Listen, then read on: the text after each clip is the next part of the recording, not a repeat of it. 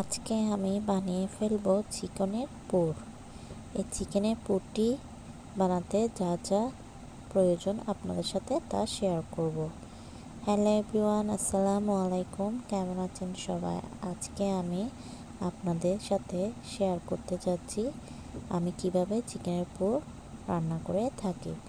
আমি প্রথমে হাড় ছাড়া মুরগির বুকের অংশটি নিয়েছি এবং মাংসটিকে জুলিয়ান কাট করে তার সাথে বেশ কিছু ঘরোয়া মশলা অ্যাড করলাম। তার মধ্যে রয়েছে রসুন বাটা, আদা বাটা, ঘরোয়া গরম মশলা, জিরা বাটা,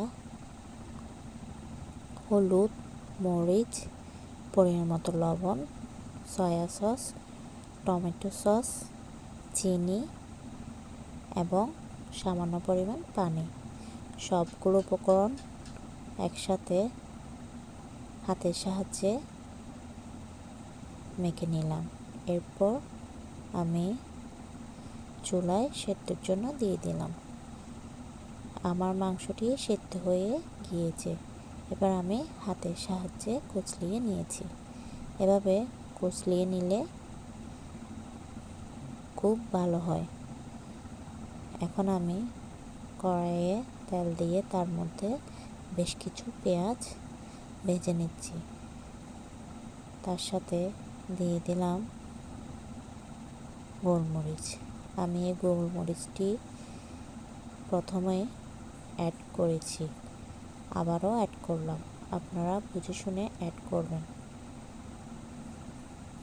ঝালটি যার যার নিজের পছন্দ অনুযায়ী দিবেন। আমি গোটা একটি ম্যাগি মশলা দিয়ে দিলাম।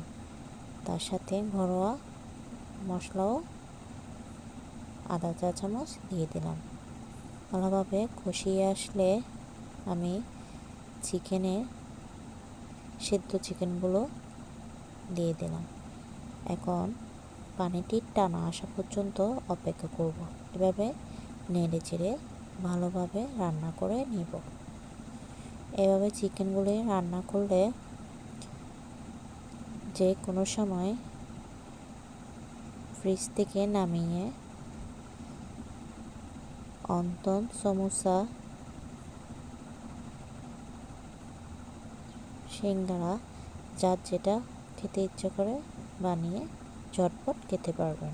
আমি এখন দিয়ে দিলাম কর্নফ্লাওয়ার। আমি সামান্য পরিমাণ পানির মধ্যে 1 চামচ কর্নফ্লাওয়ার দিয়ে গুলিয়ে রেখেছি যাতে দলা পেকে না যায়। আমার চিকেনের পুরটি হয়ে এসেছে। কেমন হয়েছে অবশ্যই কমেন্টে জানাবেন।